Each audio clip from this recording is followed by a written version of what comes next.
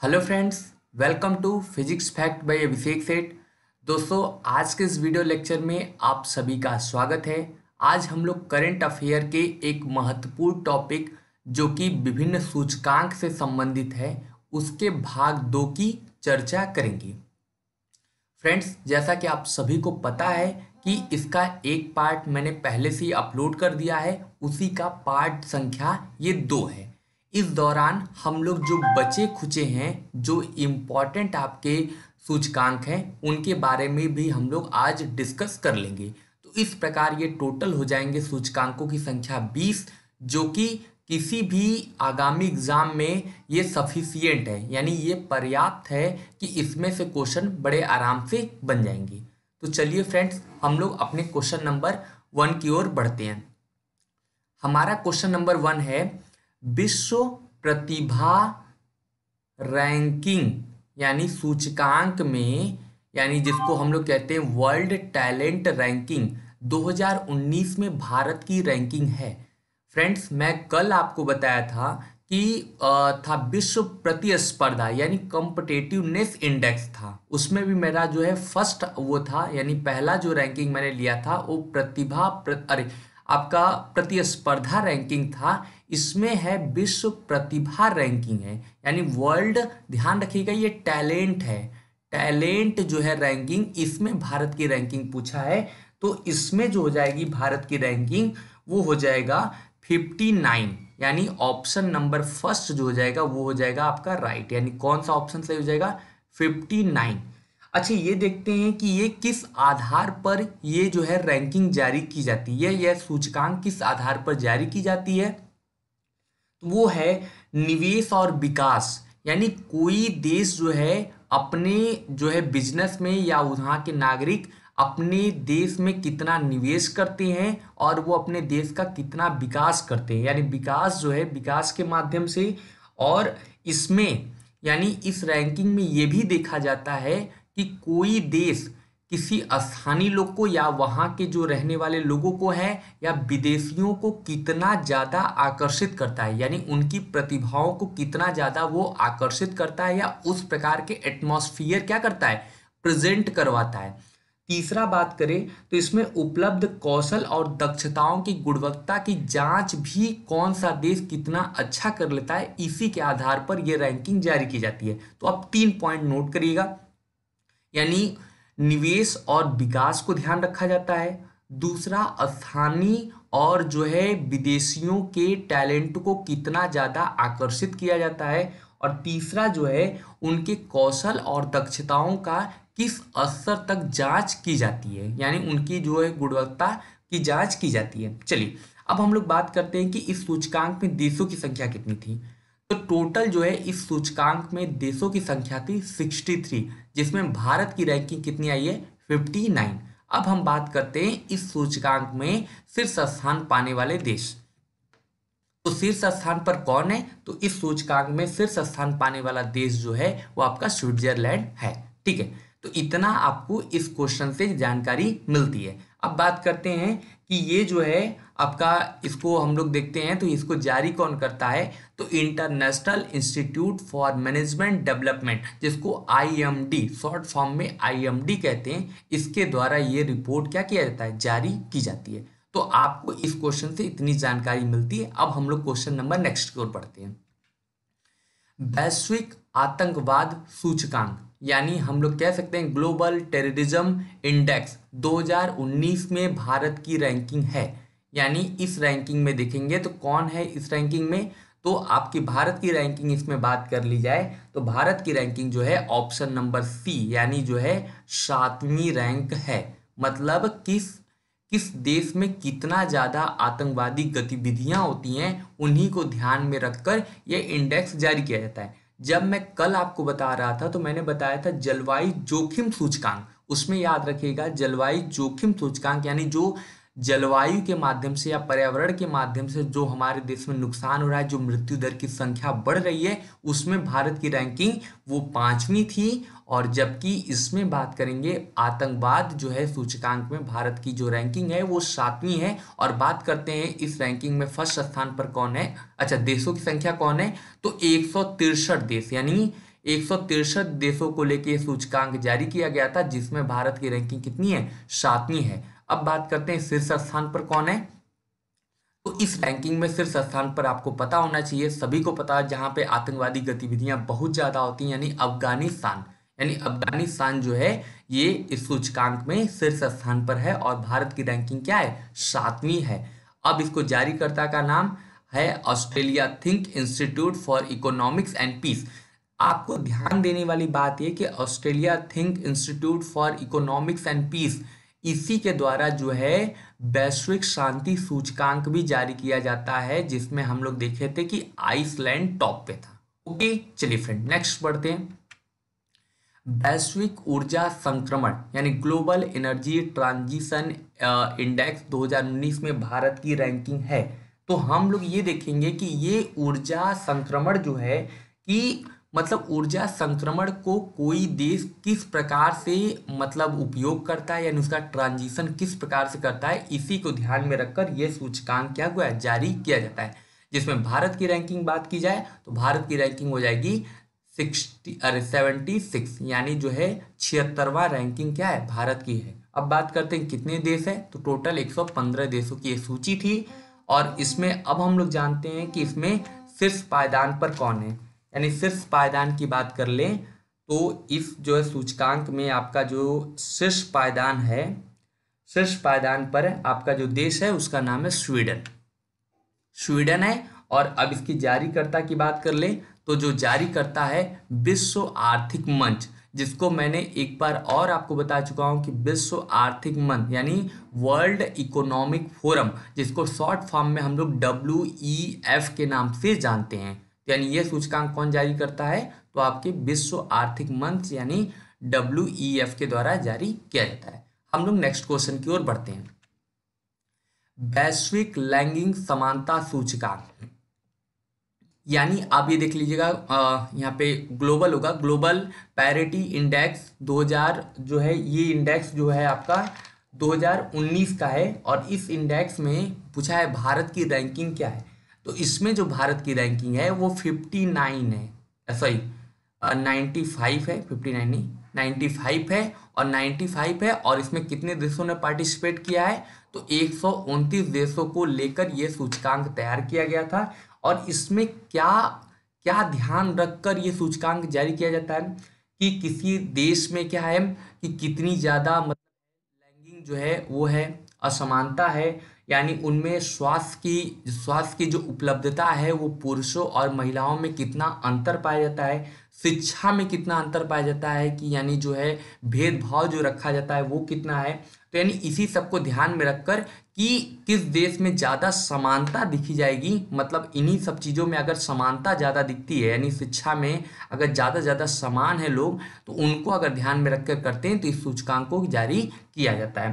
तो यानी साक्षरता, राजनीतिक और प्रतिनिधित्व, तो इन सब को ध्यान में रखकर जो ये सूचकांक जारी किया जाता है उसमें भारत की रैंकिंग क्या है, 95 है। अब बात करते हैं इस सूचकांक में शीर्ष स्थान पर कौन है, तो इस सूचकांक में शीर्ष स्थान पाने वाला देश है डेनमार्क का। ओके, अब हम लोग नेक्स्ट क्वेश्चन की ओर बढ़ते हैं।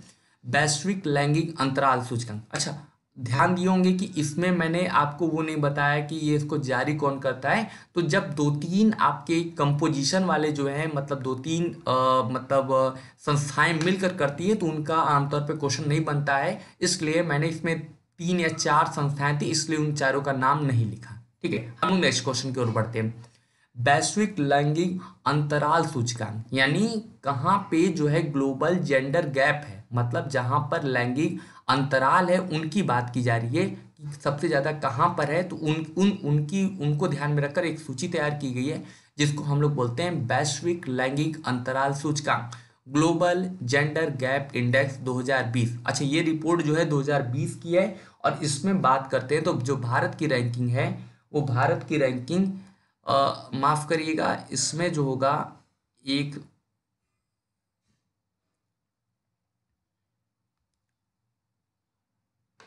112वीं, याद रखिएगा। वैश्विक लैंगिक अंतराल सूचकांक में जो है भारत की रैंकिंग कितनी है, 112वीं है। ध्यान रखेंगे कितने देशों की सूची थी, तो 153 देशों की ये क्या है, सूची है। अब हम लोग बात करते हैं कि इस सूचकांक में शीर्ष स्थान पर कौन है। तो इस सूचकांक में शीर्ष स्थान पर देश है, कौन है? आइसलैंड। ध्यान रखेंगे, आइसलैंड। आइसलैंड वही देश है जो क्या है, शांति सूचकांक में सबसे शीर्ष पायदान पर था। वहां पर लैंगिक वैश्विक लैंगिक अंतराल यानी जो जेंडर गैप है वो नहीं है। नहीं होने का मतलब है कि वहां पर क्या है, जो अंतराल देख सकते हैं यानी जो गैपिंग है वो नहीं है। चलिए अब हम लोग बात करते हैं कि ये किस आधार पर जारी किया जाता है। तो स्वास्थ्य एवं उत्तरजीविता है, आर्थिक भागीदारी है, राजनीतिक सशक्तिकरण है और शिक्षा का अवसर है। इन्हीं सबको ध्यान में रखकर यह रिपोर्ट क्या किया जाता है, तैयार किया जाता है। बात करते हैं जारी कौन करता है। तो विश्व आर्थिक मंच यानी WEF के द्वारा यह रिपोर्ट क्या किया जाता है, जारी किया जाता है। ठीक है, थोड़ा सा आप एक चीज और ध्यान रखिएगा कि जो है अभी हम लोग वैश्विक ऊर्जा संक्रमण जो है सूचकांक देखे, उसके द्वारा भी आपको कौन मिला था, विश्व आर्थिक मंच जो ही मिला था, यानी WEF के द्वारा ये रिपोर्ट जारी किया गया था। और यही काम जो हुआ था आपके किसके लिए हुआ, अभी जो हम लोग लैंगिक अंतराल गैप को पढ़ रहे थे उसमें भी आपको मिला था, और एक आपको पहले भी ये मिल चुका है। तो वो उसमें कौन सा था, तो वो भी आप देख लीजिएगा। टोटल इस तरीके सूचकांक जो है वो जारी करता है कौन, WEF के द्वारा ये इस प्रकार के सूचकांक जारी किए जाते हैं। तो इस क्वेश्चन से आपको इतनी जानकारी मिलती है। चलिए हम लोग नेक्स्ट क्वेश्चन की ओर बढ़ते हैं। अंतरराष्ट्रीय बौद्धिक संपदा सूचकांक। अंतरराष्ट्रीय बौद्धिक संपदा सूचकांक जो है कितना है, और ये हाल ही में जारी, यानी यहाँ पे ध्यान रखिएगा कि बौद्धिक संपदा सूचकांक, इसको यहाँ पर कर लीजिएगा 2020। ध्यान रखिएगा 2020 की रिपोर्ट है, 2020 की रिपोर्ट है। और इसमें भारत की जो रैंकिंग है, वो भारत की रैंकिंग जो है वो 40वां है। कौन सी रैंकिंग है, 40वां है। ठीक है, ध्यान इस बात को रखेंगे। तो कितनी देशों की सूची थी, तो ये कुल जो है ये 53 देशों की एक सूची थी। और बात करते हैं कि इस सूचकांक में शीर्ष स्थान पाने वाला देश कौन है, तो शीर्ष स्थान पाने वाला देश जो है वो अमेरिका है। ठीक है, अब बात करते हैं इस सूचकांक को जारी कौन करता है। तो US chamber of commerce global innovation policy centre. थोड़ा सा मैं आपको यहाँ पे इसके बारे में बता दूं कि बौद्धिक संपदा सूचकांक होता क्या है। तो ये क्या करता है, ये किस आधार पर तैयार किया जाता है, तो इसके करीब 4 आधार या 3 आधार को ही ध्यान में रखकर ये जो है तैयार किया जाता है रिपोर्ट, जिसमें पेटेंट है, कॉपीराइट है और व्यापार में गोपनीयता है। पेटेंट का मतलब आप समझ जाइए कि कोई देश कितना जो है उसमें आविष्कार के मामले में कितना आगे है। दूसरे की बात करें तो कॉपीराइट का मतलब होता है कि कोई भी देश अपने जो मूल कृति है, प्रकाशन है, और उसको अपनी जो है अपने पास बनाए रखने के लिए, यानी उसको अनुकूलन को बनाए रखने के लिए उसके पास क्या कहता है, पूरा पूरा अधिकार होता है। जैसे कॉपीराइट का मतलब ये समझिए कि अगर कोई व्यक्ति जो है अपने द्वारा कोई मूल कृति कर ले, या अपनी जो है मतलब कोई ज्ञान को, चीज़ों को अगर देता है, तो उसको उसी के पास बनाए रखने का क्या होता है, अधिकार होता है। तो इसी के आधार पर जो जारी किया जाता है बौद्धिक संपदा सूचकांक क्या किया जाता है, ये जारी किया जाता है। ठीक है फ्रेंड्स, चलिए अब इसमें भारत की रैंकिंग बता दिया कि भारत की रैंकिंग कितनी है, 40वां है। और जबकि बात करें तो ये पिछले साल इसकी रैंकिंग जो है 50 देशों की सूची में 36वां था। ठीक है, लेकिन इसमें क्या हुआ, थोड़ी सी गिरावट आई है। और बात करें कि इस रिपोर्ट को कौन जारी करता है, तो US chamber of commerce global innovation policy centre के द्वारा ये रिपोर्ट जारी किया जाता है। चलिए अब हम लोग नेक्स्ट क्वेश्चन की ओर बढ़ते हैं। जलवायु परिवर्तन प्रदर्शन सूचकांक, यानी जलवायु परिवर्तन प्रदर्शन सूचकांक क्लाइमेट चेंज परफॉर्मेंस इंडेक्स 2020 में भारत की रैंकिंग है। अच्छा, ये चीज थोड़ा सा मैं आपको यहाँ पे क्लियर कराऊं कि जलवायु परिवर्तन प्रदर्शन सूचकांक क्या होता है। तो इस रिपोर्ट में जो है 3-4 आधार रख के बनाए जाते हैं, जैसे ग्रीन हाउस गैस को, नवीकरणीय ऊर्जा को, ऊर्जा के उपयोग को और जलवायु की नीति को। इन्हीं 3-4 आधारों को ध्यान में रखकर यह रिपोर्ट तैयार किया जाता है कि कोई देश ग्रीन हाउस गैसों का कितना कम से कम उपयोग कर रहा है, वो क्या है अपने यहाँ कितनी ज़्यादा नवीकरणीय ऊर्जा का प्रयोग कर रहा है, और उसकी जो है ऊर्जा नीति क्या है, और उसका जो जलवायु परिवर्तन का अरे जलवायु जो है जलवायु की नीति क्या है। इन्हीं सबको ध्यान में रखकर ये रिपोर्ट क्या किया जाता है, तैयार किया जाता है। और इसमें जो है भारत की रैंकिंग में क्या हुआ है, काफ़ी अच्छी सुधार हुई है। और जो कि पिछले वर्ष, यानी ये जो है 2020 की रैंकिंग है, और पिछले वर्ष 2019 में इसकी जो रैंकिंग जो 11वीं थी उसमें दो पायदान की और अच्छी जो है मतलब कह सकते हैं पायदान ऊपर उठकर भारत इसमें किस रैंक पे आ गया, 9वीं रैंक पर आ गया। तो यानी इसको आप ये समझिएगा कि जितना अच्छा यानी ग्रीन हाउस गैसों का कम से कम उपयोग, दूसरा नवीकरणीय ऊर्जा का ज़्यादा से ज़्यादा उपयोग, और ऊर्जा का उपयोग भी करना है लेकिन सस्टेनेबल यानी हम कह सकते हैं सतत विकास के ध्यान में रखकर ही करना है, और जलवायु की क्या नीति होना चाहिए जिससे क्लाइमेट चेंज कम से कम हो पाए। चलिए इन्हीं सबको ध्यान में रखकर जो है ये जलवायु परिवर्तन जो है सूचकांक को जारी किया जाता है, जिसमें भारत की रैंकिंग कितनी है, 9वीं है। और बात करते हैं कितने देशों की सूची थी, तो ये 57 देशों की यह सूची थी, और इस सूची में जो है वो आपका भारत की रैंकिंग मिली है, 9वीं रैंकिंग मिली है। और बात करते हैं इस सूचकांक में शीर्ष पायदान पर कौन है, तो वही देश यानी जो है काफी हद तक आप देख रहे हैं कि उन्हीं देशों के नाम आ रहे हैं। तो इसमें कौन है, स्वीडन। स्वीडन जो है शीर्ष स्थान प्राप्त करने वाला देश है। चलिए अब हम लोग देखते हैं वैश्विक प्रतिभा प्रतिस्पर्धा सूचकांक। अच्छा ध्यान रखिए, अभी तक एक प्रतिस्पर्धा आया था, ध्यान एक चीज को थोड़ा सा ध्यान रखिएगा, प्रतिस्पर्धा सूचकांक आया था जिसमें भारत की रैंकिंग हम लोग पहले क्लियर कर चुके हैं कि भारत की रैंकिंग उसमें कितनी थी, तो आपकी 68 थी, ठीक है। और बात करते हैं कि जो दूसरी हुई थी प्रतिभा रैंकिंग आई थी उसमें भारत की रैंकिंग जो थी वो 59 थी, लेकिन ये अलग रिपोर्ट है, ये है प्रतिभा प्रतिस्पर्धा सूचकांक यानी टैलेंट कॉम्पिटेटिवनेस इंडेक्स आया है, जिसमें भारत की रैंकिंग जो है वो कौन सी है, तो 72 है, यानी 72वीं रैंकिंग क्या है, भारत की है। अच्छा ध्यान ये देने वाली बात है कितने देशों की सूची थी, तो ये 132 देशों की सूची थी, और जिसमें भारत की रैंकिंग जो है ये 72 आई है। और ये किस पे डिपेंड करता है या किसको आधार बना के रिपोर्ट तैयार किया जाता है, तो किसी देश की कितनी ज़्यादा तरक्की की जा रही है, उसमें कितने ज़्यादा जो है प्रतिभा है उसको जो है मतलब दिखाए जाने का प्रयास कर रहा है, इन सभी को ध्यान में रखकर क्या किया जाता है, ये रिपोर्ट तैयार किया जाता है। मतलब देश की तरक्की और प्रतिभा को कितना ज़्यादा क्या प्रोत्साहन दिया जा रहा है, इन्हीं सब चीज़ों को ध्यान में रखकर ये रिपोर्ट क्या किया जाता है, तैयार किया जाता है। और इसमें बात करें कि इस रिपोर्ट में जो फर्स्ट स्थान पर कौन है, तो इस रिपोर्ट में जो है फर्स्ट स्थान पर जो है आपका स्विट्जरलैंड है। तो ध्यान रखिएगा, इतनी बातें आपको इस बारे में भी ध्यान रखनी है।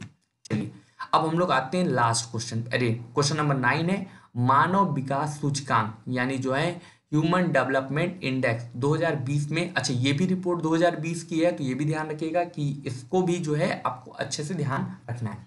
बात करते हैं कि मानव विकास सूचकांक ह्यूमन डेवलपमेंट इंडेक्स 2020 में भारत की रैंकिंग है, तो भारत की रैंकिंग जो है इसमें जो है आपका 129वां है। और चूंकि एक चीज आपको जाननी चाहिए कि 129वां रैंकिंग है, जो कि पिछले वर्ष 130वां था, यानी एक पायदान का इसमें भी क्या हुआ है, इजाफा हुआ है।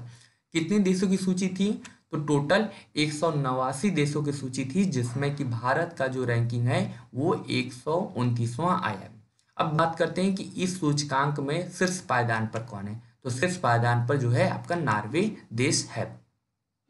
बात करते हैं इसको जारी कौन करता है, तो ये काफी इंपॉर्टेंट है, संयुक्त राष्ट्र विकास कार्यक्रम जिसको हम लोग कहते हैं कि UNDP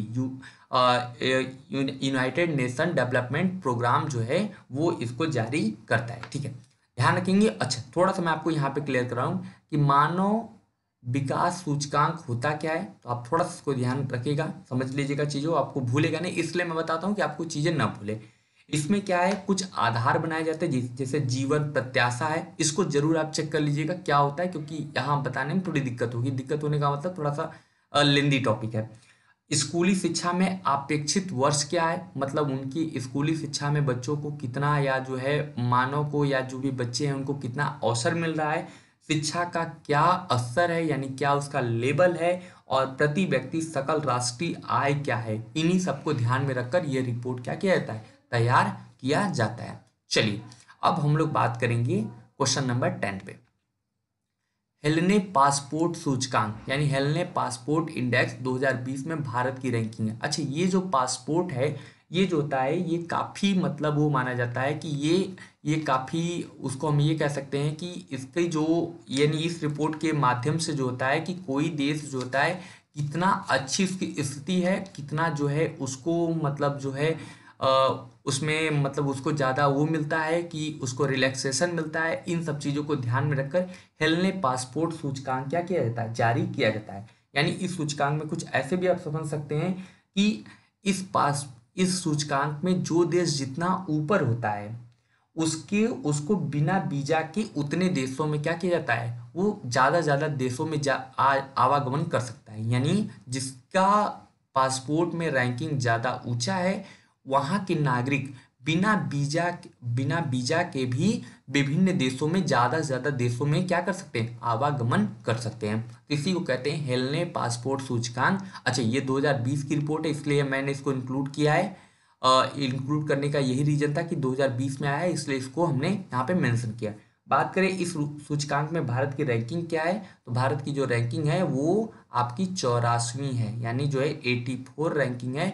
और ये जो है पिछले वर्ष जो थी वो 82 थी, जिसमें 2 स्थान की क्या हुई, गिरावट आई है। और इस समय जो वर्तमान में इसकी रैंकिंग है भारत की वो 84वीं है। अब बात करते हैं कि कितने देशों ने इसमें पार्टिसिपेट किया था, तो 199 देशों को ध्यान में रखकर ये रिपोर्ट तैयार किया गया था। अब इस सूचकांक में शीर्ष पायदान पर कौन है, तो शीर्ष पायदान पर आपको पता होना चाहिए ये जापान है। ठीक है, अब हम लोग बात करते हैं कि इस सूचकांक को कौन जारी करता है, तो हेलेनी एंड जो है पार्टनर्स एक जो है वो है संस्था है, उसी के द्वारा क्या किया जाता है, इस रिपोर्ट को जारी किया जाता है।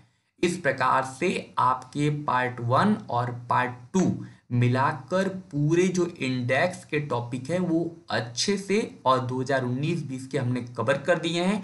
और आपको किसी तरीके से अगर ये हेल्पफुल लगता है या आपके लिए काम की चीज़ लगती है तो वीडियो को लाइक ज़रूर करिएगा और अपने जो है मित्र में और अपने जो है दोस्तों में इसको क्या करिएगा, शेयर करिएगा। तब तक पढ़ते रहिए। करंट अफेयर को इसी तरीके से पढ़ा जाता है और करंट अफेयर को पढ़ते रहेंगे, धीरे धीरे क्या हो जाएगा, आपका कॉन्सेप्ट धीरे धीरे क्लियर हो जाएगा। तब तक के लिए थैंक यू।